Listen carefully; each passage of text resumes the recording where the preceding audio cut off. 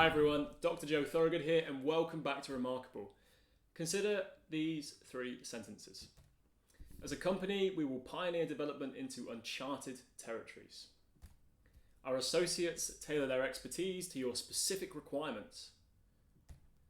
We encourage you to thrive by working on exciting projects that challenge you to pursue excellence.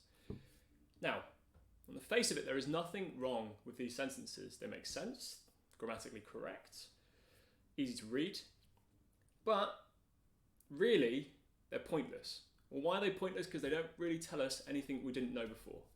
For example, our company will expand. Our shop assistant will help you. You'll gain experience working here. Those three things are pretty commonplace knowledge. We know that companies tend to grow, we know that shop assistants tend to help people, and we know that you gain experience when you start a job. But ultimately the sentence is pointless. The sentence is not specific, and it could be written for any company. It could be written for any shop, and it could be written for any job. Now, why does this matter to us? Well, increasingly in academic work, I'm coming across similar pointless sentences. These are sentences that take the reader on a seemingly important journey through the work, but actually really don't cover any ground. I'll give you an example of a sentence like that.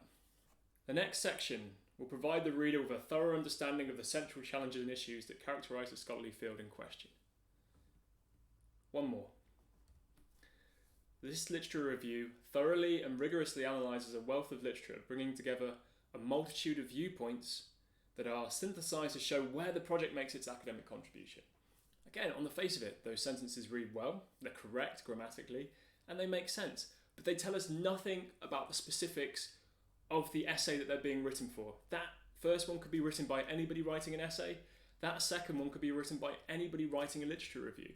And in doing that, they're not specific to the piece of writing, and they are wasting the reader's time.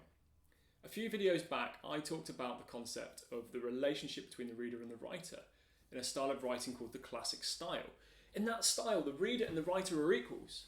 And in this instance, they are definitely not equals. The reader's time is being wasted by pointless writing that isn't helping them get through the points the writer is making. Give you one more example. This essay will draw on numerous academic arguments and critically evaluate multiple sources to come to a reasoned conclusion that ultimately answers the question. Now, if you're reading that and you're thinking, that would be great in my essay, it sounds really important, definitely don't add that. That could apply to any essay anywhere. That might be the instructions that the marker has set you. And if that makes its way into your prose, if that makes its way into your text, you're asking the reader to read about 24 words of wasted thinking, right? For me to read that and understand that and come to the conclusion that you're going to do what an essay always does is a waste of my time as a marker.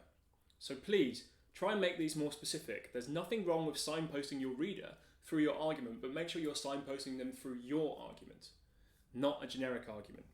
So let's make this one a little bit more specific. The essay draws on Rowling's examples of the Cruciatus Curse, the Imperious Curse, and the Killing Curse, examines their usage on Harry Potter, Neville's parents, and Mad-Eye Moody, and concludes these curses are indeed unforgivable. Suddenly, that sentence has become specific to the piece of work, the argument that it pertains to, and it's no longer a generic, useless, pointless sentence. So look for these pointless sentences in your work. Make them specific to the arguments you're making, and don't waste your reader, your marker's time. Thanks very much for watching, and I'll see you next time on Remarkable.